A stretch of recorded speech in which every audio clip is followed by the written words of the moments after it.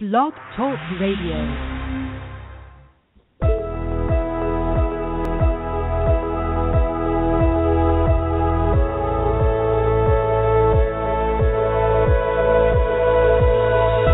Welcome to Soulfullpreneur Talk Radio with your hosts Rachel Archelaus and Megan Grandelmeyer. Merging spirituality and business on the Enlightenment Evolution Network. Hi everyone, it's Megan Grandelmeyer here. Welcome to Soulfullpreneur Talk Radio. I'm here with my co-host Rachel Archelaus. Hello. Hello, Rachel. And it is Tuesday, February 3rd, 2015, and we are so excited about today's show. We have a very special guest joining us in a bit, comedian and transformational speaker Kyle Cease. So he'll be on with us in just a bit.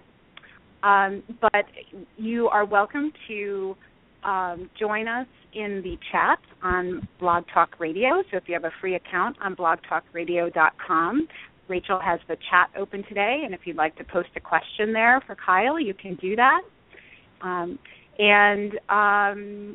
So our show offers you guests and tools to help you live a purposeful, authentic, joy-filled life, and we bring you shows every Tuesday live at 3 p.m.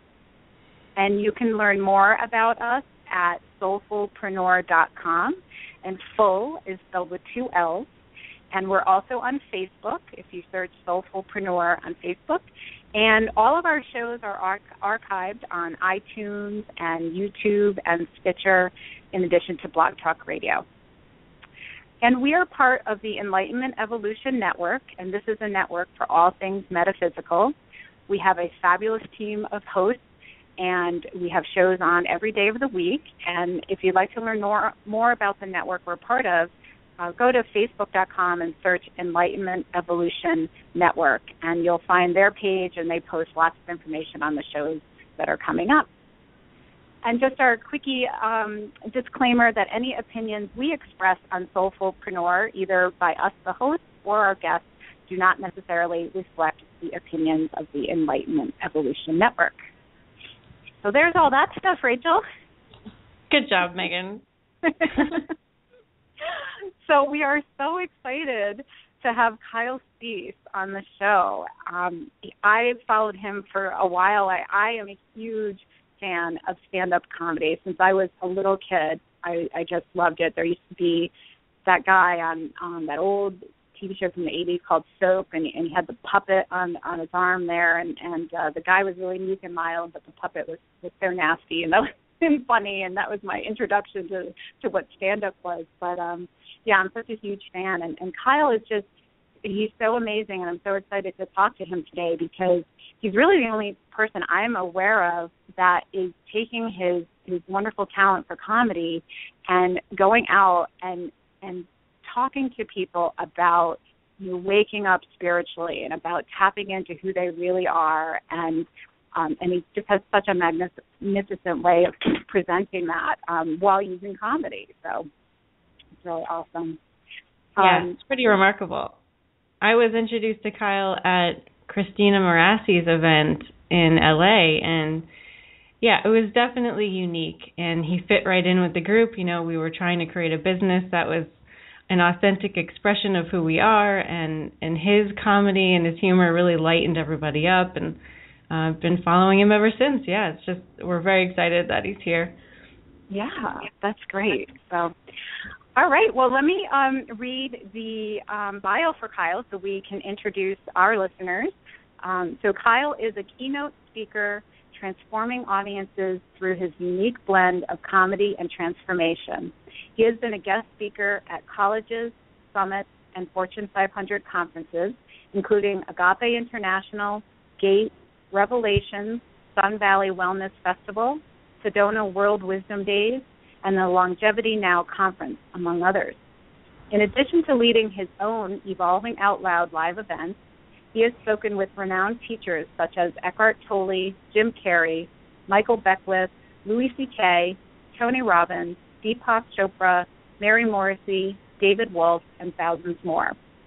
Prior to being a transformative speaker, Kyle has had successful Comedy Central specials such as Weirder, Blacker, Dimpler, and he was a #1 ranking on the network's Standup Showdown. He will soon be in print with Beyond Word Publishing. So many accomplishments. So, Rachel, do we have Kyle to bring on? We sure do. I know it feels weird to talk about him when he's just listening. So, hey, Kyle, thank you so much for being here. Hi, you guys. That's the best. You need to introduce me anywhere. Like, if I'm on a date, like, I think you should stand before me and tell her all about my credits and everything I've done. Like, the guy you're about to meet, you might have just found him on Match.com, but he's spoken with Eckhart Tolle and had the #1 Comedy Central special. Everyone should have that before. It's such a great, because the bar is set so high now. Now I have to be really amazing. You do. Yeah, but the pressure's on. Yeah, well, I'm happy to be here. Thank you for having me on Soulfullpreneur Radio. Because soulful and entre rhyme. Yeah. Right. It is a mouthful. We like people to work on their spelling skills as well as their spiritual skills. So. Yeah. I was trying to find your website last night. It's like, okay, so first of all, how do you spell soul? Because, see, I am it, so I don't know how to spell it. And then full, I'm like, is that 3 L's? Like, we were trying to find you last night. And there's a lot of domain names near your name that are for sale. if you want to get some. Yeah, I thought about that, and I've even thought about maybe we need to get something simpler like spiritualitymeetsbusiness.com and just go with that. Easier to spell. Yeah, but I also don't know how to spell business, so I'd be equally in trouble. So. Well, we'll buy it with the Z and with the S. And yeah, get every version possible. Then I get it. Exactly. So, well, Kyle, I personally have been listening to your Evolving Out Loud events on your website, which has just been so inspirational, and I love it. And I would love to just dive right into the whole topic of allowing yourself to evolve. And in particular, there was one of your segments where there was a girl that came up wearing the green tunic. She was a radio DJ person, and she got up and started speaking with you, and I so identified with what she said, which was, I don't know what I want, is what she said. So like when you were asking people to just let go and start dreaming and using your imagination, and so many people, if you ask them a question like, okay, you have $5 million, what would you do with your life? And they freeze. Right. So you must have gone through something like that as well. Like, what made you start to just let yourself evolve? And how can we help other people do that? Wow. Well, yeah, I can tell you that one thing that I know is true is that with that awesome lady, I remember her named Sandy, one of the things that I've really fallen in love with is just the principle of I don't know, and I'm okay with that. Because so many people are searching, and really when you're searching, you're going to be suffering because you're assuming the answer is somewhere other than you. And when she was saying, when we were saying, what do we become, there's so many people that ask questions all the time like, what is my purpose? I got to find my purpose. And I was talking with some friends about this yesterday, but what a burden it is to think that you have to find a purpose and that it's outside of what you're being right now. And, we have this weird societal way that we measure purpose as something that fits into a box that already exists and stuff. And we don't realize that all the time we're doing something that's impacting people. We're walking into a room and making people smile. That's a purpose too. Just because you're not necessarily seeing what you're getting immediately for it, that doesn't mean you're not in purpose every second. And so for me, this started, I'd done stand-up since I was a little kid. I started when I was 12 years old. And I learned how to be a comedian before I learned how to be a person. I started doing stand-up at 12. At 15, I started doing like corporates and comedy clubs. Comedy clubs at 12. At 15, I would get the I would call the Chamber of Commerce and get the mailing labels from the Chamber of Commerce, and I would make a piece of paper that said, having a corporate party, looking for entertainment, call Kyle Cease. And immediately at 15, I was doing corporates for Sears, Nintendo, Microsoft, and everything. And the reason was because I just was like, oh, how do I do this? And my mind had not been trained yet into thinking from a place of there's a certain way that I have to do it. As a kid, we just only our imagination and possibilities.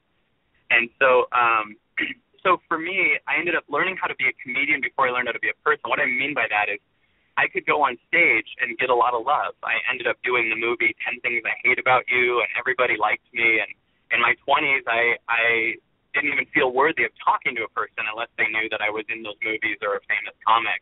And it was weird because we all the time think that who we are is our accomplishments or the person we're dating or the amount of money we made or our bodies. And if we attach ourselves to that's who we are, then when that falls apart, we do too, because we think that's who we are. And so I had years and years and years of being able to sustain getting a lot of external love for performing every night. And because of that, I didn't to go into the cocoon because you've mastered being so good at being a caterpillar. And I think this is why we lose a lot of celebrities. People say it's really hard to grow up and have, life really hard, and that creates all these bad circumstances. I think it's just hard to grow up and have life be really good, too. That's why we lose a lot of child stars and things like that, because we haven't fallen apart enough yet to learn how to build our own creativity. And at one point for me, I created an anxiety in my late 20s. I started getting anxiety when I was on the road. I at one point did over 100 colleges in a row, and I ended up getting exhausted on the road. And I would go on stage, and I would just kind of think sabotaging thoughts while I was on stage. I would just be bored because even though I was doing well outside, I could do my act in my sleep, but inside I wasn't creating anything new. And I believe very much if we don't keep creating, our mind will creatively sabotage us. Out of boredom, it'll just come up with ways that we could screw up. And so I ended up falling apart. I ended up getting an anxiety and a fear that going to ruin my comedy career, and that only mattered because I thought who I was a comedian, and my identity was about to fall apart, and it did. And the story of who I was kind of died. And the first thing I did was learn how to change my thinking, and for a while sustained it by changing my thinking like The Secret, thinking of what you do want, having a #1 Comedy Central special and everything, and that went really well. But I still was a victim to my circumstances. I just was able to change them. And eventually, all of those things fell apart, where things out of my control happened. I basically, I started becoming really positive in the comedy scene, and all the comics started attacking me. Because we live in a world where if you say anything positive, everybody thinks you're in a cult. You could say it's pretty outside, and everybody goes, what are you, a Scientologist? And you're like, I just said it's nice out. And then and you'll be like, hey, I really like that guy. And people are like, someone's drinking the Kool-Aid. And you're like, I just thought that person was really nice. And so we live in this world where if you say anything positive, you're crazy, and everyone else can talk crap all day. And it's really weird. So I had all these circumstances outside of me that I couldn't control. Like thousands of comics suddenly formed an opinion of me that I've become this cult leader because I was just really positive. And I couldn't change that circumstance. I couldn't change that situation. And once that happened, I had to completely let go of control. And when I let go of control, I fell into this place in a realization that is what I live through now, which is you are what you love, not what loves you. And almost everything we're doing when we're trying to make something good, we're trying to get our talk good, you're trying to get this radio show ready and you want to say the right thing, all those things are us trying to get it good so that people like us. But if you go to a place of you are what you love, creating, you go to your childhood state, all you did was create and sing and play and pretend you were a DJ, but you weren't measuring your results. You weren't as a kid pretending like you were getting a ton of views on YouTube or that you were getting a bunch of money for it. You just loved pretending you were the DJ or the basketball player or the singer, and you did what you loved doing without considering anything first. And so what happened for me was I just started letting go of trying to make things good, and that created this space for the greatest content in the world to just come through. It created space for off-the-cuff stand-up shows that I never cared what they thought about it. I wasn't anticipating, so I suddenly was much more real and authentic and vulnerable. And even though I wasn't at all attached to what the results would be of it, they were way, way, way better. And so life to me shifted from motivation. Like, motivation is when you're going to make something happen and you're really excited about it. But you only do that because you're anticipating that when that thing happens, you'll be happy. And for me, what I realized is it's not when something happens, I'll be happy. It's when I'm happy, things will happen. And for me, I'm much more about, instead of making things happen, I believe we're more like helium balloons that are always trying to go up. And they're just caught on something right now, like the strings caught on what people think of us on Facebook, or what our ex is doing, or what, something crazy. And if you just keep cutting the strings and letting go of all these things that aren't what you think you are, you make room to become what you're actually supposed to become. But you can't see that until you cut the strings for a while and let go of all these things that you think you need to make it. And once you let go of those things, you suddenly learn that you'll make it. Does that make sense? Absolutely, yeah. I love the whole, you are your purpose. There is no outside thing that you should be doing, We are it. And we have that natural trajectory of going up. It's just, and one thing I'd love for you to talk about a little bit is Gary. I don't know if you remember Gary, but of course. Yeah, that's one of those little things that we can get caught on if we identify with that voice and give it power. So can you tell us a little bit about Gary? So we all have this voice in our head. Every one of us has a voice that says, it's funny, the voice too, if we said these things to other people, we'd be considered abusive, but we say them to ourselves all day. Like, That's you're very not true. Right? Like, if you heard the things your voice says to you all day, it says, you're going to suck when you go on stage, or people aren't going to like you, or you're really fat, or whatever. If you said that to someone you were dating, you'd go to jail. Like, you'd be in trouble for saying that kind of thing. And so, but the thing is, that voice still exists in all of our head. And the way to, I find, work with it is to fall in love with it. I think of that voice as a roommate in my head. And when it starts going, what if you screw up, or what if they don't like you? I just go, oh, that's just Gary. I just give it a name, and I feel sorry for any guy actually named Gary. But, I just say, oh, that's just Gary. And all Gary needs is you to love him, because in a space of love, Gary doesn't exist. You're giving more power to Gary than yourself all day, and you don't understand that you are what is so powerful. And the second you give yourself love, Gary's purpose is to allow you to bring more of the love that you actually are into your body, and become a bigger space of love, to evolve to a place where Gary becomes a lot less existent. And what's amazing about Gary is he'll show up with something new and creative and more amazing to outwit your love, and you have to just keep becoming even more okay with it. So Gary is this great call to learn to allow, because Gary only exists in your resistance to Gary. Gary only can work in you thinking Gary shouldn't be there. It's you trying to stop Gary that gives Gary its power. In other words, right now, there's so many things that you're not attached to. But if I said, let go of the idea that the light bulb above you could fall on you, now you're holding on to that idea, but it was never in your view before. So when people hear to let go of something, they actually have to pick it up first. And Gary is something that isn't really a part of you. It's just a collection of thoughts. But if you can embrace Gary and love this voice, it doesn't work as well. And if you forget, sometimes we forget for a while and think that we are Gary. That voice is like, what if you suck, or what if they don't like you? And you're sitting there going, you're right. Like, that's because you thought you were Gary for a minute.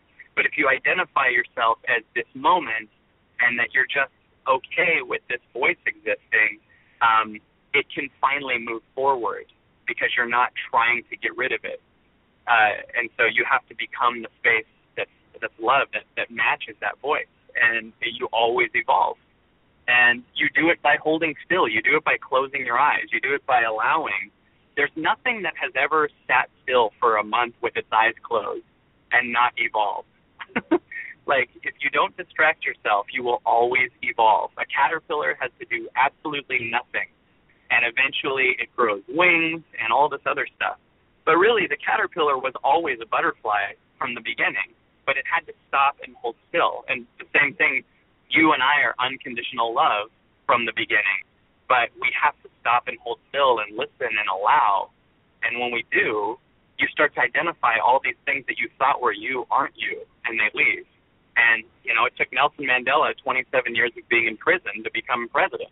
Like, it's just holding still and allowing. And you'll start to realize you're more than that. If something's growing the trees in your hair and everything like that, you got to connect with that, because that's the thing that can create the greatest business, the greatest relationship, the greatest health, the greatest voice, the greatest purpose, the greatest ideas. But you got to co-create with this moment and stop thinking it's about you achieving from this level. I love that thought of, you know, something's growing your hair and something's creating the stars and the moon and Jupiter and all that stuff, and how we think we can outsmart that, you know? Right. It's silly. I mean, yeah, you know, I was with a friend not too long ago, and we were walking on this nature trail, and there was concrete that was, like, paved over a certain dirt path, and we noticed that the trees that were growing next to it. You ever see where trees, like the roots start going under the concrete and breaking the concrete apart? Yeah. And that's just a reminder that nature is stronger than man. and nature, when you connect with nature moves so slowly that you can't even see what it's doing, yet it comes up with the most profound forests and beautiful everything. And when you allow and stop trying to make it happen and just let it happen at the pace it wants to, the most profound things in the world show up. And it's much more of a matter of you falling in love with yourself than falling in love with your results. That's a huge part of it. Yeah, absolutely. You had a great example of that in your life. What's that? Yeah, I was just thinking back to the example in your life where you were part of that big management group, but you had the intuition to leave them, and everyone thought you were crazy. And then, you know, something. Yeah. Do you want to tell us that story? Well, one thing I've discovered is everything that we think that we need to make something happen is often the reason we can't have the thing. So to give you an example, before I ever had an agent or anything, I went into 2 auditions for two different movies, and I didn't have a headshot or a resume or acting experience or everything you think you need to book a part. But because I didn't have that, it wasn't a problem. The other thing was that I wasn't in resistance to that I didn't have those things. In other words, I didn't know that I needed those things. Does that make sense so far? So I was totally fine with the idea that I didn't have those headshots. Now, most people here, you can't just go out for a movie. You need to get headshots, and you need to learn how to act. You need to have a resume, and you can change this to anything. You know, you can't go get a job without this experience. You can't fall in love with that person unless you're this way. So we think we need all these things, and really all that does is put you into a resistance of where you are now. So if you instead can get to a place where you're okay with where you are, you can accomplish a lot of things. So I went into 2 auditions before I ever even had an agent and booked the movie without being in the union, without a SAG card, without anything. I booked the movies. I booked the first audition of my life with 10 Things I Hate About You. The second one was for a series of Burger King commercials. The third one was for Not Another Teen Movie, and I was a main role in all those. And then later, I took acting classes, and they taught me how I have to be like this and this and this, and I got in my head. And then I got one of the biggest agencies in the industry, and my life started becoming about keeping them happy. So I would go into auditions in my head and try to sustain the agency, and I wouldn't book anything. And then at one point I had this voice in me that felt that this agency was heavy. In fact, I even was booking colleges on the road on my own and creating my own comedy meets transformation wake-up tour and booking all these colleges, and I had to pay this agency 10% of everything. And so they started feeling heavy to me. They felt out of alignment with me. They weren't involved with what I was doing, yet I had to pay them. And everything that feels like a weight in your body, even if it's a job you hate, in my eyes, you got to let go of it. Because you can always measure what you will lose. You can never measure what you will gain. So if you're wanting to let go of something, you're scared. You're scared of the loss of this relationship. You're scared of the loss of this job and the loss of the money. But you don't see what you gain. And what you gain is you lose one person in a relationship. You just gain 7 billion people if you're bisexual and willing to date everybody. And if you're scared of losing your job because it pays you money, but you don't know how much money you're losing by staying in a job that you don't like. So this agency felt heavy to me, even though it would make no sense to drop a huge agency like this. It would make much more sense for them to drop me. But there was a voice in me that said, they're heavy, let go of them. I had no proof of why. I had no understanding of what I would gain. I could only measure loss, but my body felt heavy with them. So I just felt, let go of them. And I let go of them. And right after that, I felt so confident, because when we hold on to something that we don't need, we have to go to our mind to justify why we're doing something that's against what our body feels is wrong. Our body knows what to do. You can feel all the time the weightlessness that happens when you let go of someone that was bad to you, or when you let go of a bad job. You can feel the freedom of that. And if you feel what you're supposed to do, but you hold on to something, you feel heavy. You feel in an argument with yourself. You have to justify, I was going to leave this company, but, they offered me a raise, so I'm going to stay. You have to tell everybody all day why you're staying there, because you know in your heart you're not supposed to do it. So then you cut your heart off and you use your mind to justify all day why you're against your heart. And people don't listen to their heart, and they instead make everything outside of them a sign of the universe, right? They go, I had a woman once say to me, I really, really need to divorce my husband. I want to divorce my husband, but I'm waiting for a sign. And I said, the fact that you want to divorce him is a sign. Yeah. That feeling is a sign. Right? Like, don't wait till you drive by Divorce Your Husband Avenue. Like, actually feel the feeling, because that feeling that feels good when you picture leaving the company, it's a preview. It's saying it'll always feel this good when you do it. But we've learned to not listen to a feeling. We've learned to listen to a logical reason. But our mind only brings in the logic of what you would lose. So if you guys were, let's go to an event next weekend across the country, your mind can see, well, we'd have to get plane tickets and a babysitter. It can't see that you might meet the love of your life, or come up with an idea that could make $1 million or impact the world differently. It can't see those things, so it's not factoring that in. So whenever you're analyzing before anything, you're wasting your time, because it's never bringing in all the factors that are the true factors of what your decision is. Does that make sense? Absolutely, yeah. In fact, Megan and I teach this yes or no technique, which is the same thing. The yes from your intuition is that expanded, warm feeling in your body, normally in your chest, and that no is the heaviness and the contraction, and it is a preview. It's like a direct tie into your higher self, who can see a whole lot more than our mind can.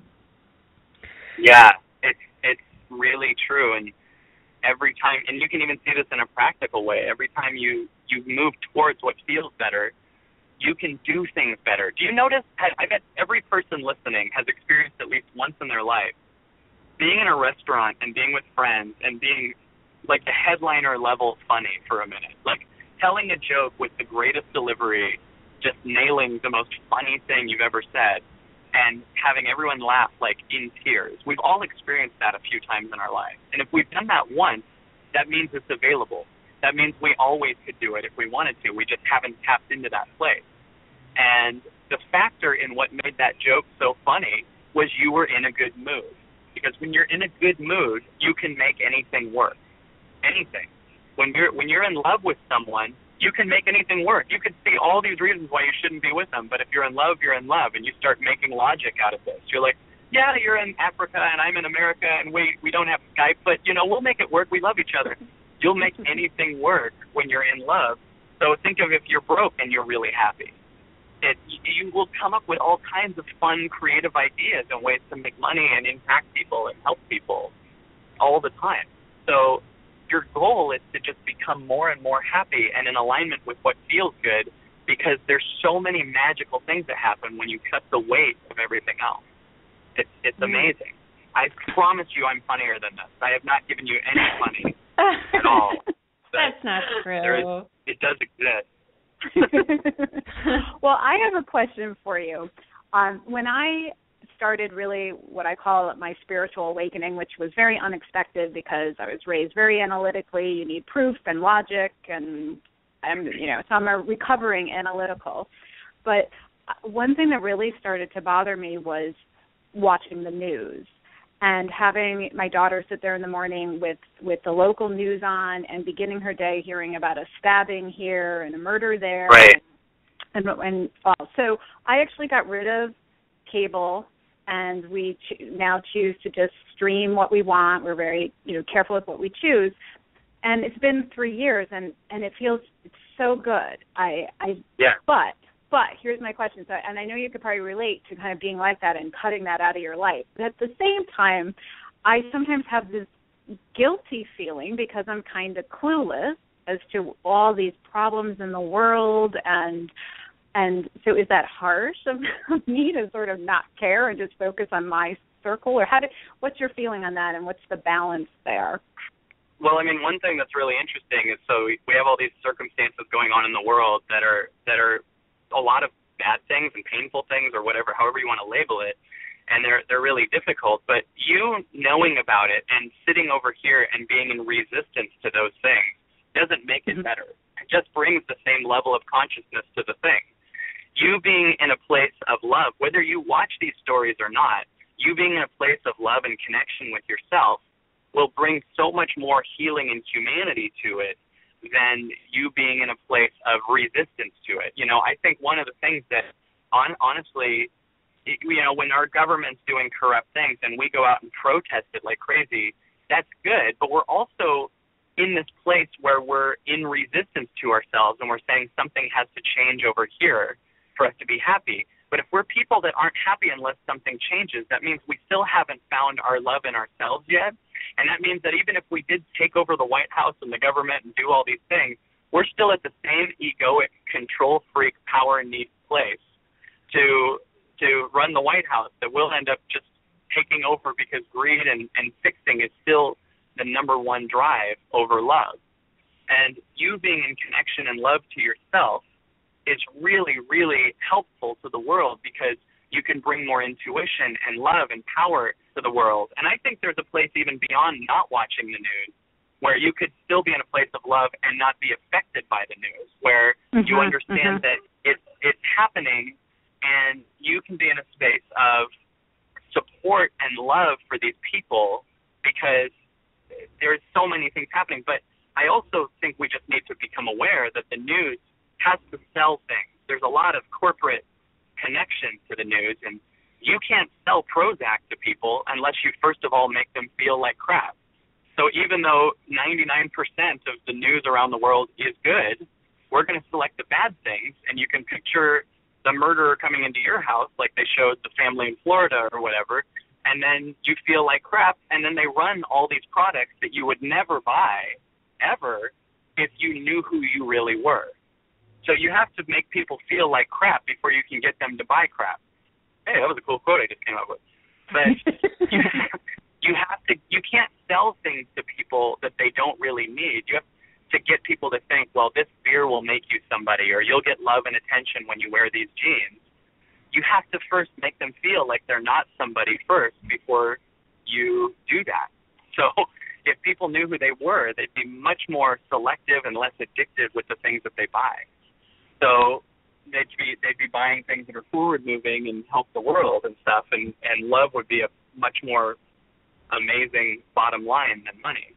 But if you're at the top and you're in a strategy of how do we make money only, and that's your God, you will do everything you can to make people feel incomplete without the thing that you're selling them. Yeah. So, well, great. I feel the same way, and I feel like it took me a few years of almost shutting myself out from this awful news, and I definitely do feel like I'm in that place now where I hear these stories or people tell me what's going on, and I kind of come from that place of love, like, oh my gosh, that's so sad they're going through that, and I wish them the best, or wow, I just feel like if only they knew how connected we are when I look at that people fight, and yet we're all the same at the end of the day, so you just hope that they wake up.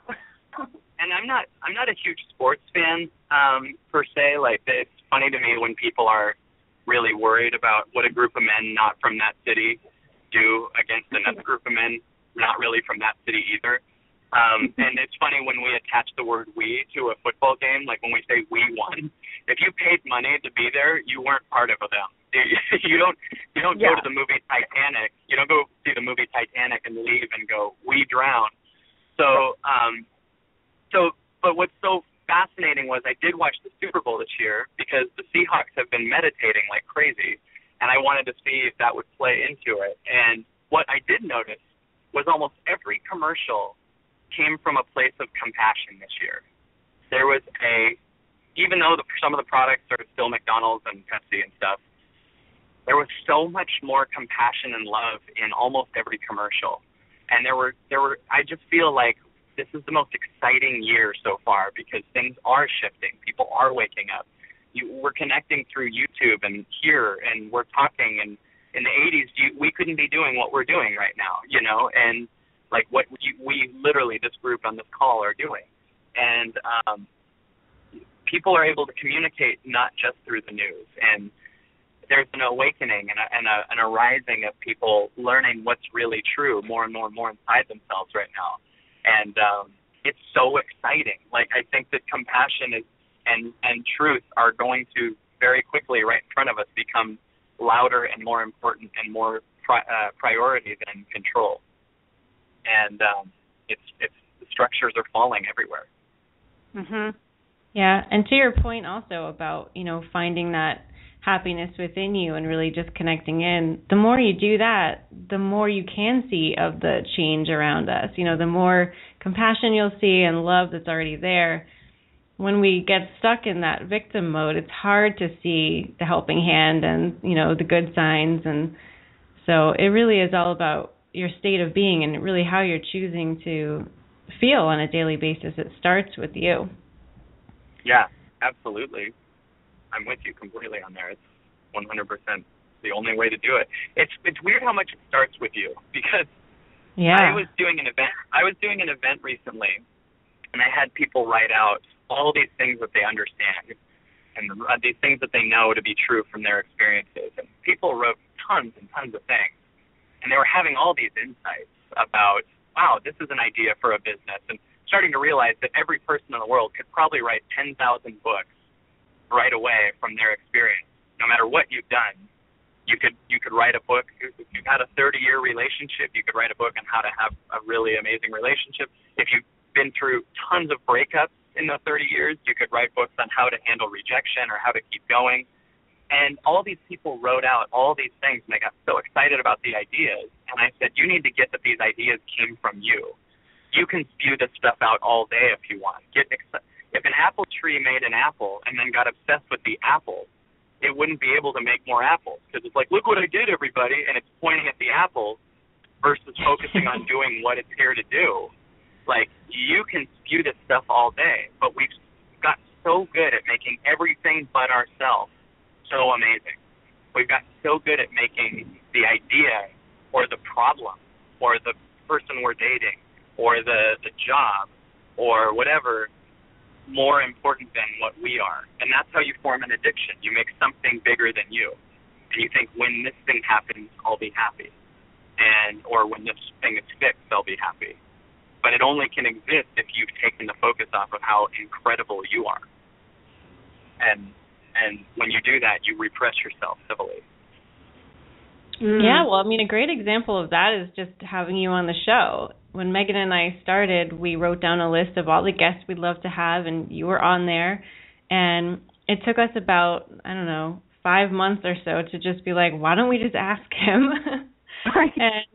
and along with all the other people we're having on this year, people who we thought were out of our league, or we were scared because we had just started the show, and we had to overcome that thought of levels and, putting people above us, or we're not good enough, or we haven't done it for long enough. And, it just doesn't really matter when you realize that everyone is a person. They can say yes or no. It's all right.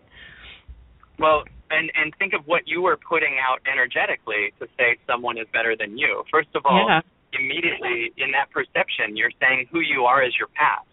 I mean, really think about this. You, me, Obama, a homeless guy, all have everything in common except for our stories, right? We all have a heart and a body, and that's it.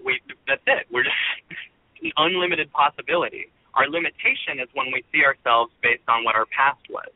So someone who thinks who they are is someone who makes $50,000 a year based on what they've made so far will actually cut off their ability to make $1 million a year because they think it's out of their league. So they won't move from that space anymore. They will move from the space of maybe I'll make $52,000 this year or whatever they can see as a little stretch from this mediocre limitation they place on themselves. And you are just this moment, and so am I. I know that to be a fact. I just have handed that proof to myself through massive amounts of meditation that there's no way I could be my belief system because my beliefs change all the time. And when they change, I still exist through all of them. And there's no way that I could be my body because that changes all the time, and I exist through all of it. So there's no way you're your past. It's physically impossible. And you're just this moment. And it would be a lie to think that we couldn't do something that someone else did. It's only the truth based on you thinking who you are as your past. So allow yourself to be this moment and then realize you have no difference than Eckhart Tolle or Bob Proctor or anyone that's amazing and alive. Yeah, it's so true. I find myself sitting sometimes and I'm like, okay, it's now, and I'm just floating through now, you know? Like at dinner, it'll be now. Right now, it's now. It's fascinating to look at it. You're just always there, and that's what we are. It's so profound. But I have a question for you, which is, we grow up and we have families and we get conditioned into being, very analytical or logical or whatever it is, and then somebody like me who suddenly just goes through this profound shift, and I know that part of that was giving up a few things in my life and just I know I made space for this change, and now I look at everything with a much more expanded awareness, much more compassion and no judgment. But it's hard to sometimes hang out with people who I used to love to hang out with, and now I feel so different. Do you run into that? Like, it's hard to sit at a conversation and have so much negativity go on, and I don't want to honestly as I keep moving in this world, a lot of those people are not in my eyesight anymore. In other words, it's like almost like an analogy a speaker named Bashar says that I really like is that picture it like TV channels, right? Like when you go to your house, if you turn on the TV, you'll go to channel 4 or channel 100. All the channels exist in your house, but you can only see what channel you're on.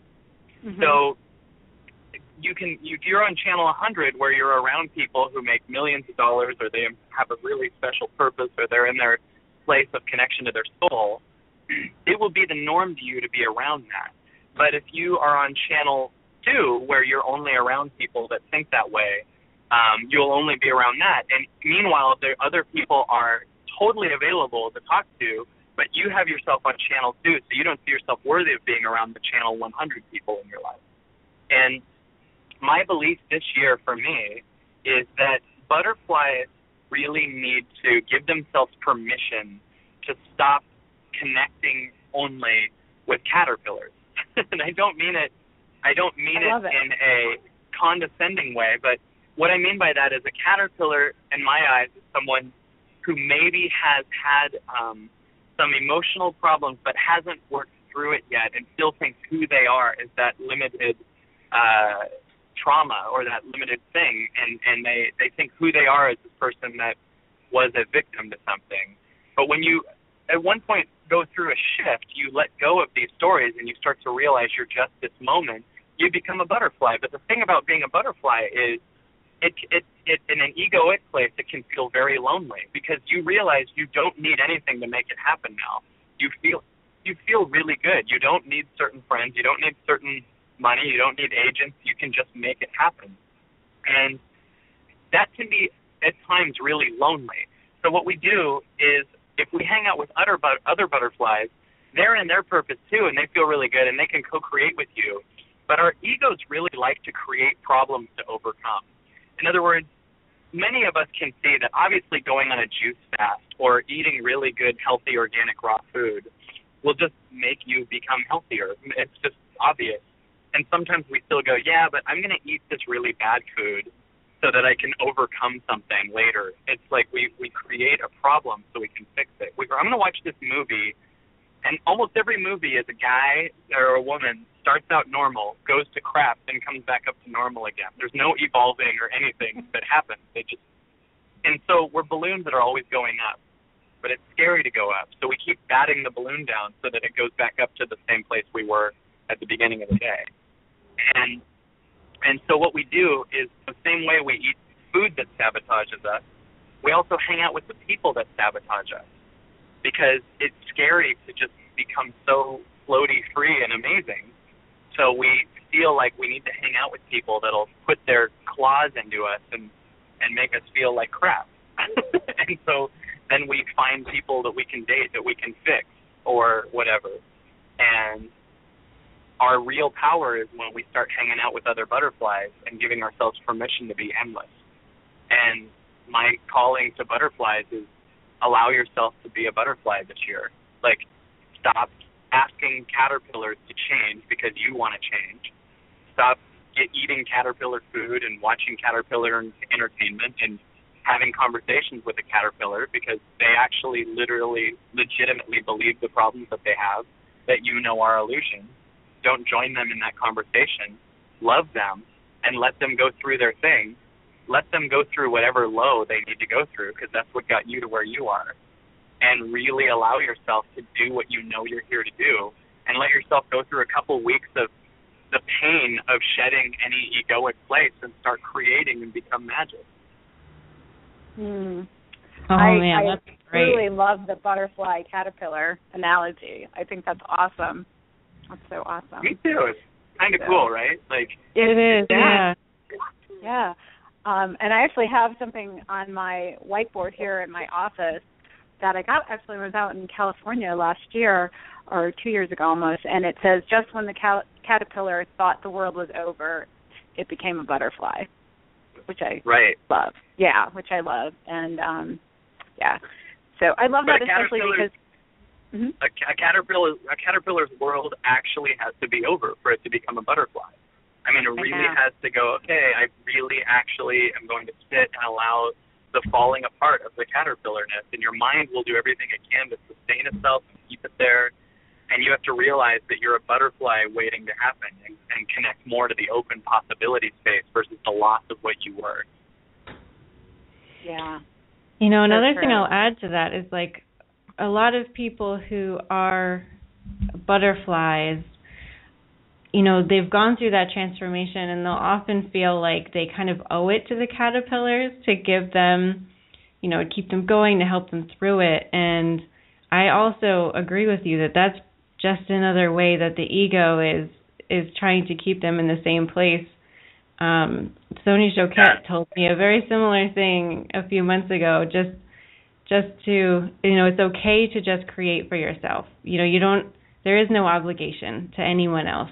Adults can take care of themselves, and that's a really beautiful reminder of that. I appreciate that. Yeah. I mean, it's really true. It's you know, when we go through our shift and then all of a sudden we want to help everybody and we want to change we say we want to change the world. I think that is like the biggest sentence that actually is an excuse to not change the world. To say, I'm here to change the world, you're saying you're going to look outward again and change things outside of you. You cannot do it. You cannot be a caterpillar and turn everything else into butterflies. You have got to constantly connect to yourself, connect to your meditation, create, and watch as that day you have all these new insights and you can share from a new exciting place and make then you as a byproduct impact people. But if you're on this die-hard thing to make the world better, you're implying there's a problem with it. And when you fall fall in love with yourself for real, you evolve beyond that place. You see that everything's okay. And I said something the other day that ended up feeling really cool. When you're in your ego, you'll think that the world revolves around you and you'll realize you're wrong. But when you're in your soul, you'll realize the world does revolve around you. When you when you move from your soul, everything wants to work with you. Everyone wants to know how you got there. Everything is answered on how the world will change around you. You're not sitting there catching the results of how many likes, how many books you sold, whatever. You're creating because you're in love with the creation. And that's where your happiness is, not in the results of the creation. So when you really change the world, you'll barely notice you did it, because you'll be so excited that you are changing you and the way you see the world. It will start moving around you because you're changing your channels. And all of a sudden, you'll only befriend and impact people around you. You'll suddenly have people that are doing it too. But if you're just teaching people how to do it by regurgitating other people's content, you're giving other people permission to do that. Become teachers and regurgitate other people's content versus living it. Yeah, I remember you making that comment in the Evolving Out Loud material I was listening to, and I wrote it down and I started because it's been my pet peeve for so long. People teaching about transformation, but they haven't really gone through it yet. They haven't authentically changed. So they kind of like the sound of these things that they've read, and they pick the highlights and they go out and teach it. One of the classic things I would run into, because I'm also a small business owner and I do some website design, and so I go out networking and all that, and there's a lot of people that are life coaches and they want to coach you into a six-figure income. And if you ask them, well, are you making six figures? They'll say, well, no, but I'm on track to. I'm like, well, if you haven't done it, why are you teaching me? Right. I mean, it's insane. It's like asking an alcoholic to teach you to stop drinking. It's like because they've read the AA books or whatever. Yeah, and you know what's funny is for me last year I had to even shed my resistance to that other people were doing that, because I know that in that process the truth will always rise to the top. They're not going to fake out that many people. You know, those people will be the ones that it's beautiful. You can't fake out the universe or your soul or anything. And you can maybe do a few seminars and you can have some big sales, and then you'll get suddenly half of them returned and the other people won't come again. And you'll realize that just historically shown, everyone who's really truly been known for living it and impacted the world, they weren't faking it. And history will show who really is living it and who's just saying that stuff. And what's great now is the world's BS meters are through the roof, and we smell it right away. And, you know, I was asked to do someone's event not too long ago, and it was so full of that kind of thing. It had, you know, it was just about how to make money, and most of what he was talking were really scammy, slimy tactics, like buying views on your website or creating the illusion that you have a bunch of followers already when you don't, like all kinds of just lying, basically saying create a giant sizzle and don't worry about the steak. Well, you're going to create a fake foundation. There's no foundation under that. And when people see 10 million views and then go read your book and they can sense the BS in it, it won't be sustainable. And if we spent more time connecting to our soul and meeting ourselves at the deepest core, the byproduct is a true, real foundation will build itself in its time based on what you're being, not what you're doing or saying, but what you're being. And it will be a real foundation. It will be a real thing. So I've learned even in me being annoyed that those people were existing was me still, that was something that I had to find in me. What do I not like about myself? Is there anything phony about me in this? Because, you know, because we only are annoyed about things that we're doing. And when you're really truly in the highest self, you're fine with what's happening. You see the beauty in those people existing so that they can go through whatever they need to go through, their own lows, whatever. And you don't have judgment for it. Yeah. Awesome. So did you have like really awesome parents that just didn't give you a lot of conditioning, because you said that, you weren't afraid to just go out and be a comedian. So what was that like growing up? Were your parents like kind of awake, or as I call it? We have my mom, Bambi. Her name's not Bambi. We call her that because she's a stripper, and her mom was killed by a hunter. So we thought that would be a good name for her. But but my mom, my situation with my parents couldn't have been more perfect. Whether it looked perfect or not, it was the greatest thing ever. My dad's side of the family, my dad was always creating new companies, and every company that I ever saw, he created out of thin air. And my dad's uncle was the prop man for the 80s comedian Gallagher. And my dad's mom, my grandma, was a legendary puppeteer. She was on the Carol Burnett show, and she was just very, very amazing. And and she's still alive. She's now meditates full-time in Sedona. It's really interesting.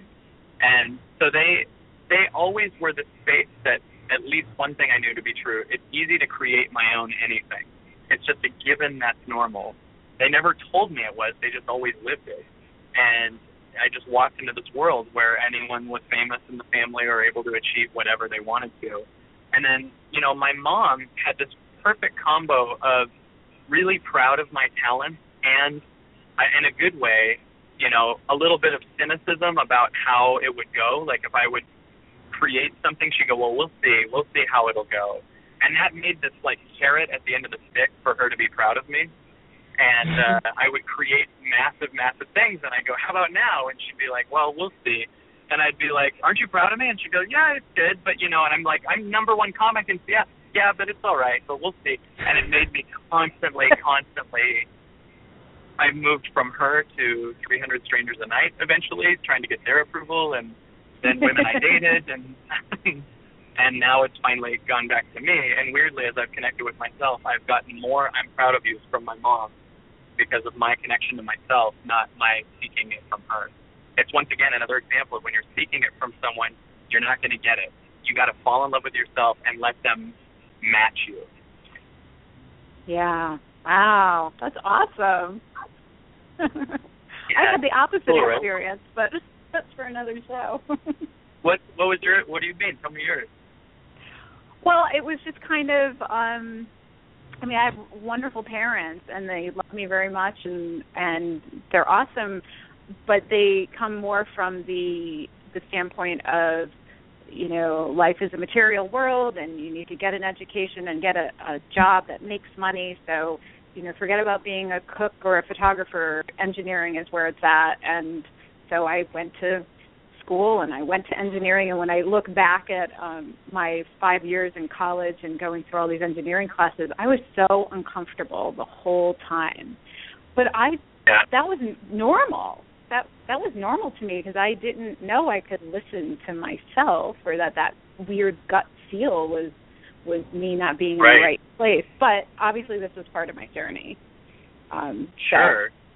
And, I would say from what I'm hearing, I'm sure you've been doing this work a lot, but your highest calling right now is to fall in love with that story. That's why they did that and everything, and just be in a place of like right now, just being like in love with the fact that they did that, because you could go through their blueprint easily and figure out what security they were trying to create for you. And you can just go, that was perfect that that's the way it is, and be in no resistance to it and no wishing that it was different, and you will create a space for possibilities to come through, because the only reason possibilities at any point can't come through is us being in resistance to one thing or wanting one thing in particular, blocking the unlimited nature content that's trying to come through. And it's blocked every time we go, oh, my parents did this, or it should have been different, or, if only I had this agent. One thing I didn't mention was when I finally dropped that agent, I ended up booking a bunch of movies by dropping the agent. Like the people you think you need to have, when you let go of it, you you suddenly create space to have unlimited things. So you don't need one circumstance to be different. It was perfect. Yeah. I know. I think I'm still working on the whole, now that I woke up, it's hard to look back because there is that frustration of, darn it, if I had woken up 20 years ago, how different things would be, but I wasn't supposed to. So I'm still learning to be in love with that idea. Yeah. Or just the part of you that's still learning to be, that voice that said that, fall in love with that. like that goes, I'm not quite there yet, I'm pretty close. That's still another voice, and you're the space that's in this moment right now that voice showed up in. Does that make sense? Yeah. You just, the idea that there is a there somewhere else is so amazing. The idea that, I'm getting close to being there. No, you are there. A thought process just came through that said it's not here. Yeah. Does that make sense? It's like does. people that say, I'm going to get in the moment. You are the moment. There's all of this trying to get is what's blocking you. When people go, I'm going to love myself more. You are love. You can't love yourself more. You can shed all the parts of you that are ambitious and trying to do something, but you are love. You just need to sit back and allow. It's not, there's no achieving. You can't orchestrate your own surrender. You just sit back and allow, Yeah. You're so awesome, Kyle. Did you like that? Does that make sense? Yeah, absolutely. I'm going to listen back. Are you proud of me? After all that, I'm like, are you proud of me? That's right. You did my so approval, good, Kyle. Good job. I hope Mom's listening. Yeah. That's right. Well, I can't believe it's already been an hour. This conversation has flowed so beautifully, which we knew it would with you. How can people get in touch with you? So I do events all the time. My favorite thing is I do these events called Evolving Out Loud. And the reason they're called that is if you've ever given someone advice and then you learned from it, have you ever done that? Like you're telling someone advice and you realize the advice isn't even for them. It's not even what they asked you. They'll just be saying something like, I'm getting a stomach ache. And you're like, I think you should break up with her. And they're like, I'm single. You realize that you're giving yourself advice. And if you give someone advice and then you learn from it, that means there's two of you. And so I do these events called Evolving Out Loud where basically I extrovert advice to myself through the audience. And it ends up becoming the most authentic content in the world because it's me going through the intricate places in myself and in my soul on a level that everyone really understands it. And it's very effortless and it's very fun. And the byproduct is by the end of day 2, the audience is all in this place where they're out of their head and into their heart, and it really impacts their business and their relationships, and they end up letting go of things that don't align with them and identifying all these lies they've been moving from. And so these events are really, really special. There's a streaming version of it online on my website. It's kylecease.com. The publishing company Beyond Words has just released a DVD of me. It's coming out, I think, this week. It's called Transformative. I have products called 21 Days to Creativity, which is it's like P90X, but for your mind. There's probably 100 YouTube videos up. I have a podcast. There's so many things I'm forgetting to tell you about, but there's an unlimited amount of ways they can see me. They can write me or my assistant if they want to get me really quick at Carrey at kylecease.com. Kari@kylecease.com. She brings everything to me quickly. I work with businesses and schools and everything. When you undo all these labels in yourself, you start to find a million ways you can work and create because you're not trying to figure out the right way to do it. There is no right or wrong way. And I love just co-creating with people and making their ideas or their businesses better and having people at my events. So just if you not even know why you're writing me, but write me at Kari@kylecease.com, you'll be blown away by just us co-creating together and the results that can stem from that. But You just got to be open and ready to go. So that's the way people can connect with me immediately. I'm also on Facebook and Twitter and every other thing like that. So fabulous. Did you say people? Yeah, and wow. Did people have questions? I heard we were doing a couple of questions and answers afterwards, or are you guys not doing that? Yeah, no, we Only can if you have time. Yeah, I think we do, right? You know what's funny is I don't have signal in my house, so my team and I got in my car and we've just been driving around Thousand Oaks and Calabasas on the phone with you. Aww. It's been really fun, actually. That's awesome. Okay. That's awesome. Well, we do have a question from our Facebook page, and this person, Joel, asked, what are some good tips to make the most of your time you spend practicing or bettering your craft? As a musician, I want to practice as much as possible, but find myself distracted often and not as fully focused as I'd like to be. What are your suggestions or tactics for making the most of my productive time? Awesome. Well, first of all, I would say that you could only have distractions if you think anything outside you is more important than you. In other words, you're making your source of happiness outside of you. You're distracted by the love you're getting on Facebook. And by the way, as I said, I give this advice to myself. This is all stuff I'm learning too. But you're just, when he says he's distracted by other things, first of all, he's choosing to be distracted. You understand nothing can really distract you unless you give your power away to that thing. And he really also needs to take in that he's the source of where this music came from and not get too excited just about the music that comes through, but the fact that it came from him, and fall in love with the idea of creating. And he asked about working on your creations and your craft. Work on you and know that the byproduct will be amazing, better talent, content will just come through. We're spent a lot of our lives putting the cart before the horse, trying to make our act better, trying to make our content better, trying to make our show better, and trying to make our interview better or our date better. Dude, if you fall in love with you, one way to do it is go, when you wake up in the morning, before you even go on Facebook or anything, sit up in your bed, close your eyes, and do nothing for an hour. This is a really insane process because these voices will start coming up going, is this working, blah, blah, blah, blah, blah. And you just sit there and be a space for it, and you realize that who's talking? That's scary. It's not you. And you start to fall in love with the voice, and it will start to leave because you're not in resistance to it. And in that, you start to clear out portals of creativity inside of you that are so massive and powerful. And instead of working on the art of the music, work on you. And then in that playful state, then start just singing what sounds good inside you. Let yourself channel. Don't think about how can I get good music.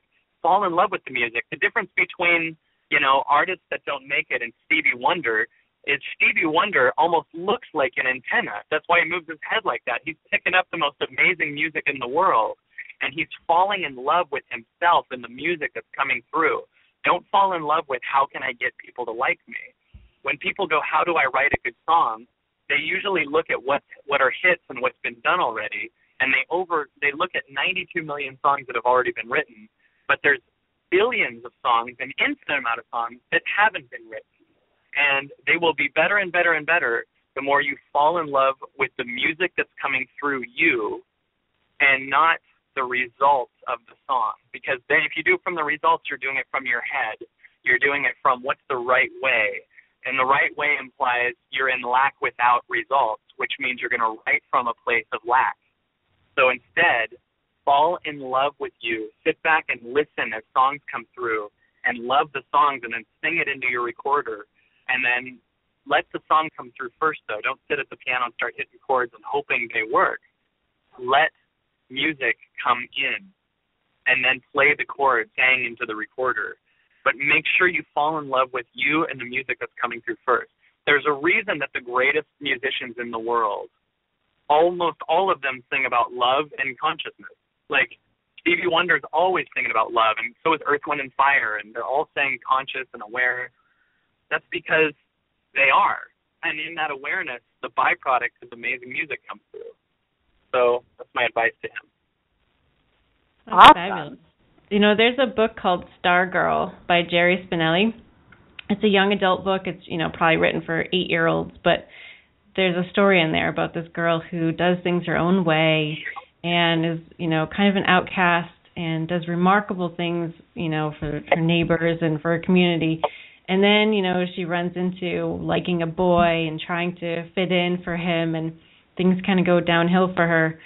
And it just explains her story of coming back up and aligning with who she is. And it's just a beautiful, really easy read that illustrates that really well.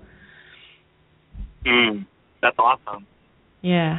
Yeah. I mean, that sounds really good. It's all about that. And when I say fall in love with yourself, I don't mean egoically and see yourself better than other people or just as a rock star and everyone love you. I mean, really, truly show the world or the space that you trust it by allowing thoughts to disintegrate, by loving them more than you ever had before, and allowing yourself to actually co-create with something in the universe or in your soul or whatever you want to call it, by truly allowing and being patient and letting the results come through when you finally created room for it. You can't fake out the universe. Yeah, and we're also big fans of Bashar, and really, if you're familiar with that, we are the universe, and we are everything that we see in our life. So, if we go back to us and channeling our own greatness, well, that's what we're going to see on the outside, too. You'll like this. The other day I was working with one of my students. There's people that work with me a lot because they're going to be doing I've people that really have a voice. I start helping them develop it, and they speak at my events and stuff like that. And I was with my assistant in the car the other day, and we were just driving around, and I had him run his talk by me. And I pulled up into a parking lot in Calabasas, and this was like 3 days ago. And a car pulls up right in front of me in Calabasas, and Bashar gets out of the car. And then he walks right by my door. So I realized, I rolled the window down, I opened the door, I said, Daryl, and he said this was happening to him all the time. And so we switched numbers, and I had just been thinking I just had lost his phone number, and we switched numbers and talked about him coming to another event. But it was so funny because we were in an abandoned part of a parking lot, and we just suddenly were parked eye to eye with each other. That's great. It's crazy. It happens to me all the time. Wow. Yeah, isn't that kind of what happened with you and David Wolfe? Yeah. Wow, it's cool you know that. David Wolfe and I bumped into each other at least 8 times in totally bizarre places, on the freeway, like he was by my house up in Calabasas and on the road. I mean, we bump into each other all the time. And then whatever I was heading towards, he'll join me. Like, we're on the freeway, and I honk my horn, and he looks over, and he goes, where are you going? And I said, I'm performing at the Improv right now. And he goes, well, I guess I am too. So he just followed me there and sat in the audience. Because, when you feel what you want to do, you have to do it. Don't consider anything else. Don't go, shit, is this the right decision or whatever? You feel what the most exciting thing is and do it. That's basic Bashar content too. Absolutely. Yeah. Did you ever get into reading any of the Seth material, Kyle? And what? The Seth material by Jane Roberts, the channeled material. I know who that is, but I have not. No, but I know who it is, but I haven't heard any of it. Yeah, it's interesting. Somehow my journey led me there, and early in the journey, and I didn't even know what channeling was at the time. Now, of course, I do, and it's fascinating. And I know when you talk to your audience, you talk about how there's 2 of you. There's like the Gary or the ego, and then what do you call it? Like your higher self that you're connecting to? What do you consider? I think it's what we actually are. I think there's no way that you're the Gary. Gary's just a collection of past beliefs or things that it learned from another thing. We're just identified with the wrong thing. And what's really, in a way, exciting to me about what I'm doing is usually people that do things close to what I'm doing, they're called channels, and there are these people that are, connecting to an alien, they say, or a collection of entities or whatever, and that's great for them. The downside is the public, they hear that and they think, well, that person has something special, and I wish I could do that. And what I really want to get to people is to understand that channeling, or whatever you call it, is just what we do all day. When you go to a restaurant, you don't have a set list and try to make something good. You just talk about what you're feeling for real. And that's channeling. You're just saying what is new content in the moment. And And it's not some big airy-fairy vortex-only thing. It's just saying something without trying to make it good, saying what your truth is. And it's weird to me because I don't know many people that, most people that they either say they're channeling or they're here to teach you how to achieve something, so all their content is pre-written and they think who they are is their content. And I really believe we need a balance between, and I don't mean this with judgment, but we need a balance between lazy and crazy. Like we need to just get that we're unlimited beings and not take ourselves so seriously at the same time, and just sit back and let amazing stuff come through in our creativity. I mean, It's not some giant concept that's far off, and that's the problem is the self-help industry presents this stuff way too far off. George Carlin was a great example of the public dying to grow. The public wanted to be self-aware. But then, they look at our transformation world and everyone talks so bizarrely and far away, and it's too, when I say universe, I don't necessarily mean some invisible force. I just mean you could hear what I'm saying and be an atheist or a Christian or whatever and understand that there's just two yous, the creative you and the consumer you. And that's it. Go to the creative you. Awesome. So we have another question from Marie, who posted on our Facebook page, and she said, what's your best opener to get rapport with your audience? So it's so funny because, once again, that implies that my content is better than me, right? That you need something to open. So people always do that. They go to a job interview and they say, what's the right thing to start with? And if you don't have a right thing to start with and you really are okay with that, you suddenly can go on and you have space to comment on the room, what just happened on stage, if someone's cell phone rings, whatever happens, that becomes the content, because the rapport is really in saying what the audience was already thinking. So if I walk onto a stage and something falls over behind me and I had planned that I have to have the right joke, I wouldn't even comment on that. But if everyone sees the stage fall apart behind me and I comment on that, now I'm saying what we're all thinking, and I get amazing rapport with the audience because I'm connecting with them at the level of what they're really thinking.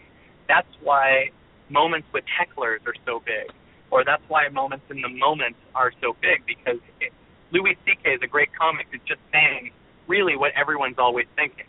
But most of us have trained ourselves to not say what we're thinking, but instead try to say the right thing.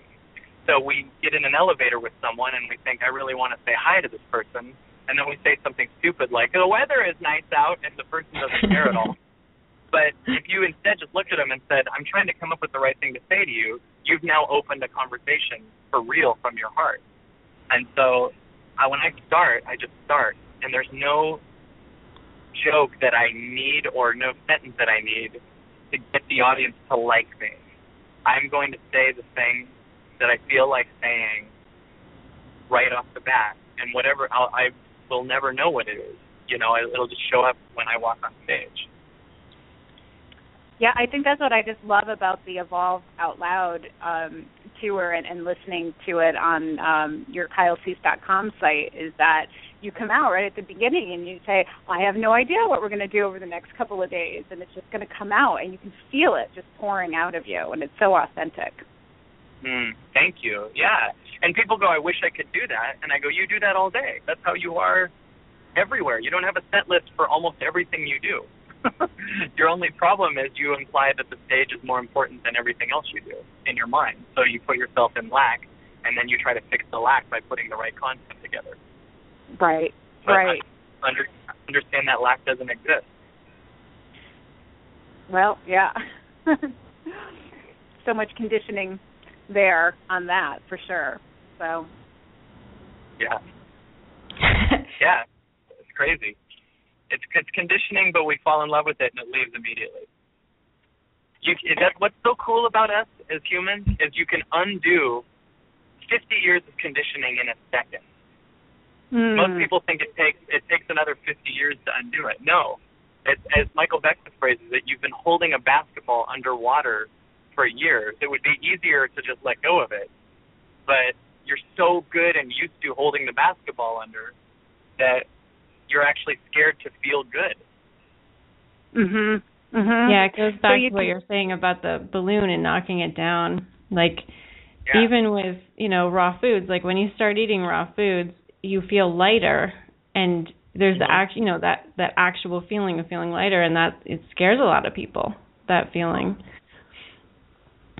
Yeah, absolutely. It's horrifying to people because they think who they are is the limitation. So since they're identified with the limitation, it would mean death to them to become happy and free. But if they end up experiencing being happy and free for a while, and we're getting some good stuff here. I'm going to listen to this again. It's so great to be a part of this conversation. Thank you. No, it's true. It's fun. Yeah, thank you. So we have another question. What's that? Rachel, are you there? I don't know if we lost Rachel on that. I'm still here. Okay. Sorry about that. I just heard I was reconnected. There we go. Did you say we had another question, Rachel? Yeah. It's, where did you learn your craft to deliver inspiration and humor? Wouldn't it be funny if I just answered with a city? Like like it was just like, that was in Chicago. Yeah. Next question. But that answer would be as ridiculous as so many questions we ask because we think that the method is the way to do it. In other words, like I was with a friend of mine, Dr. Sue Morter, who's an amazing speaker, and I said, so how did you guys meet? She was with her wife and her girlfriend, I can't remember. I said, how'd you guys meet? And she said, we were at an event 8 years ago, and she was running this event and everything, and we became close and everything. I said, okay, so if I want a girlfriend, I have to find someone who's running an event. Now, obviously, I'm making a joke, but that's how most people think. They go, how did you do that? And then you tell them, and then they go, okay, so I have to go do that. Like, I have to meditate that way, or I have to go to the Tony Robbins convention, or I have to do it. No, I was the factor. It's me. That just happened to be the way that it happened. And and so many people think it's in some method, somewhere else, and they give all the power to, I guess I have to do it that way. And they just, once again, block their connection to themselves. It's crazy. But for me, I don't see myself as a comic or a transformational speaker as much as I see I'm here to express my truth to myself. And sometimes it'll come out funny because I'm living in the moment, and sometimes it'll come out as a transformation. Everyone has all of these abilities. They just don't believe they do. Do you does it ever bother you, and I'm sure it doesn't, but like what if you're wrong? Like you, as you said, like your beliefs change every day. So you're not your beliefs, but you're talking one thing one day and then something comes out and it disproves things that you thought were true. How does that make you feel? Like, I think I sometimes have that fear of being wrong or something, and that's probably the analytical training in me, so much math and science, and 2 + 2 is 4, and this is a lot less exact, like when you get into the spiritual concepts. I don't feel that I am my content, so whatever comes through via guidance, and I don't ever feel wrong. Like, I don't feel right either. I just say what I'm discovering, and there isn't really room for too much right or wrong, but everything I believe does change, so I don't have too much of an attachment to anything I say because I know that it all changes. So if something does turn out to be not true, I don't even know how that would happen because I feel like the way that the things are coming through, they just kind of are coming through as evidence that seem to support, just like that there's two us's, right? Like, I don't say anything unless I see proof of it, like that there's a you that's giving me advice and the you that learns from it. We all know that. That'll never be proven wrong. So I don't think that I feel, and I don't feel attached to too much content. I feel attached to what's coming through. And I feel attached to that it's coming through me. And I just allow. And it comes through. So there doesn't feel, I don't know if that makes sense, but if there did turn out to be something that I was wrong about, like on a literal sense, like how exciting. I learned a new thing. You know, like people said to me once, did you, how many times have you failed? And I realized that word now was out of my channel. Like I didn't get how you would fail ever. Because your measure of success would only be then if you can fail. The problem isn't that you failed. Your problem is that your measure of success was a specific external result. That would be the only way you could fail, is if your way of success is, if you said I have to do an event and there's 100,000 people there, and if I don't, then I fail. That's the only way you could measure failing. But if you understand that everything is just here for your evolvement, every time you feel tense or stressed, that means you're supposed to learn something new. That's just a steering wheel. You know, you don't feel like you failed when you go on a road trip and you find a detour. You just go around it. You know, you go, oh, well, we can't go to Canada. There's a detour here. We failed at going to Canada. You just turn around. You go around it. So the same way I don't feel like I'm wrong. I don't feel like I'm right. I don't feel like there's a specific external goal. I don't feel that I just am here to say what's coming through and truly enjoy the process of this stuff coming through. Awesome. Well, we love how it comes through you because it is so darn funny and you're so in the moment. So, yeah. Thank you. Thank you. And you have a live event coming up in LA. I think, one of them at least is sold out already, or are there still tickets? Or? Yeah, we have one. We have one this weekend. It's sold out. And then we have another one March 21st and 22nd. And there's tickets for that still. And I think that they're cheap. You know, my events are cheap, and you get so much out of it, too. They're $3.99 a ticket, right? Yeah, I'm with my team. I'm like, right? They're $3.99. But they're cheap. You know, I don't do these for thousands of dollars because if you don't want that price, write us. I don't care. We just want to fill the room. You know, we just want to have the room full of amazing people. Write us and tell us what you want to do it for, and we'll make a deal with you. We don't care because we're just here to grow, and I always want to do this. And you can tell from the fact that when my time was up with you and I said, can we do more? Can we take questions? That I would do this for free anytime because I love doing it. I know. You didn't hear my secret clapping when you said that. It was like, oh, yay.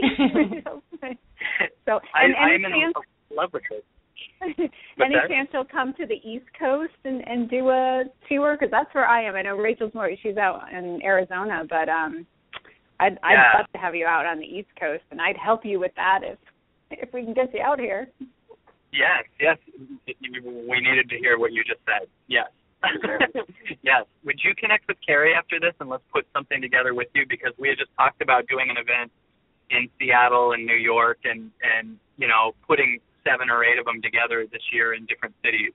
And if we got a good support base from something on the East Coast, we, of course, would work with you, and maybe we could work together filling it and do something really special over there. I would love to. Absolutely. I would love it. I think there's so much need for it, you know, out here. And, so I will hook up with Carrey after. That's great. Awesome. See, when you took that step to have me on the show, like, who knew all the possibilities that are going to start sprouting from this, right? Like, I know. It's just awesome. It's everywhere.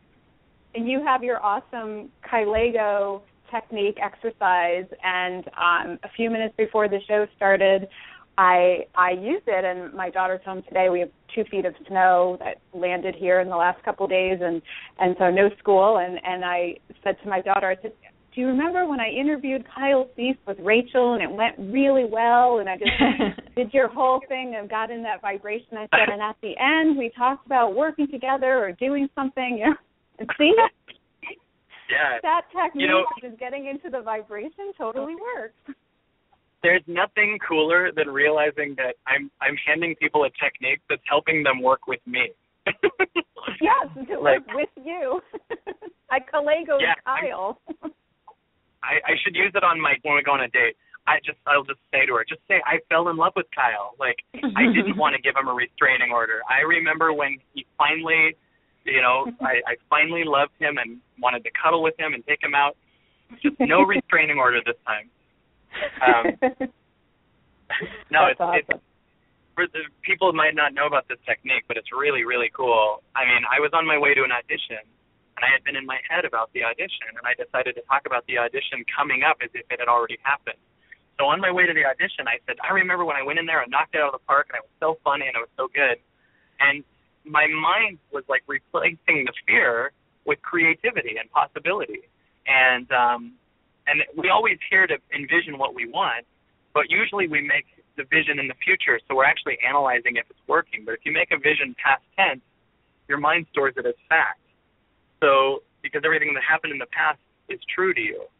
So if you go, I remember when we had the event in New York last year, and we pretend like this event coming up was last year, and we sold out 1,000-seater, and you and I, we filled out 1,000-seater. We made it totally affordable, and everyone came. Like, you know, right there, it already is starting versus could we do this? You know, and now it's like, of course, we knocked it out of the park. And you end up feeling the feeling of it being done, and you want to match that feeling for real. So it's an amazing process. It is. And in the end, it all happens in the now, which is now. So. Right. Awesome. I know, it's crazy. Crazy stuff. Awesome. Yeah. Well, thank you so much. I'm so thrilled that we got to talk to you and possibly plan another event for more people to come to, and hopefully people will go to your website and learn about ways to connect with you that fit with them. Thank you so much for coming. Absolutely. Yeah, thank you for having me. You guys were awesome. I had a wonderful time with you, and remember to when you're putting that list together of the people you want to invite, I really recommend invite only the people that you want, and don't go for the people that you just think you can get. Only, in fact, cut out the people that you just think you can get but aren't really excited about, and really bring in the greatest. Because one thing people don't realize is the greatest in the world are some of the most giving people on the planet. And the higher the vibration, the higher they are, the more they want to contribute, the more giving they are, and the less people that ask them, because they think what you were talking about earlier, that they can't get them. And the Michael Beckwiths and the Sue Morgers and the Eckhart Tolles of the world, they're really loving, accessible people in some ways, but you got to be willing to be on that channel too. You got to be on that channel of also really contributing and not moving from a place of lack. Like, we can only get this person, because the lower the vibration of the person, the more hoarding they are, the more what can I get, the more I need to know that I'll see some results first. And my offer to you is change your channel and go to a place where you are only connecting and on the same channel as the greatest, and make this show incredible by cutting off the asking of the fear-based world and asking the people that really you want to have. And that's it. Don't consider anything else. Awesome advice. Excellent And that's advice. I feel like that's what Rachel and I have been doing with our show, and so thank you for confirming that and reminding us. That's awesome. Yeah. I mean, the people that are really there can't stop. Like, I can't stop. I was supposed to be off an hour ago, and I'm just like, I can't stop. We love doing it. So thank you for the opportunity to share my voice, and I hope that your listeners got something out of it, and I hope you guys enjoyed it, because I sure did. Yeah, we absolutely did. Thanks again, and we'll be speaking to you very soon. Awesome. Thanks so Kyle. much, you guys. You have to come to an event for me. Much Sounds love. great. Awesome. All right, well, have a great day, you guys. You Thank too. you. Same to you. Bye. Okay, bye. Okay, guys. Well, Soulfullpreneur listeners, that was amazing. Thank you for listening. And Megan, you have any final words? Oh, wow. He's so much fun. Yeah, I feel so peaceful.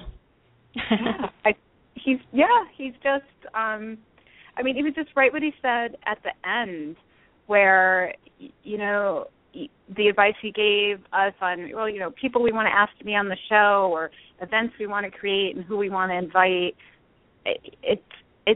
You can take that the same just with your life. Who do you really want to be friends with? Who really makes you feel good? Who really do you want to spend your time with, right? Start hanging out with those people, and it snowballs. So yeah, that was great. we did awesome. that. And, before the beginning of the year, Megan and I decided that we were just going to get into that vibration of having the show right where we wanted, and we were just going to own it and only ask people that are truly exciting, like Robert Scheinfeld and Sonia Choquette and Julia Asante and Kyle Cease, and every one of them has said yes. And ever since then, we've had that amazing show that was the vibration that we were wanting to create, and it's really just been incredible. So, don't be afraid to do that for yourself. Yep. With everything from work to play. Get into that vibration. So, well, awesome. Well, amazingly, we have yet another fabulous show next week with author and psychic medium Julia Asante, and we'll be talking about her book. That was our first book club for 2015. We chose The Last Frontier, Transforming Our Fear of Death, and she will be on next week. And it should be a super interesting discussion about life and death and the afterlife, what happens when you die, where are our loved ones, what are ghosts, what are spirits, all of that. So it should be a really special show. So I'm looking forward to that. Fabulous. So before we go, I do want to remind you that we're part of the Enlightenment Evolution Network, and you can find out about all of our shows on Facebook.com. Just search for Enlightenment Evolution Network, and all of our shows are archived on YouTube, and you can go listen to them. And our show is at Soulfullpreneur.com and iTunes and Stitcher and Blog Talk. So we're everywhere. You can find us. And thank you so much for listening. Thanks, Rachel. It's totally fun. Thanks, Kyle. Lots of love, everybody.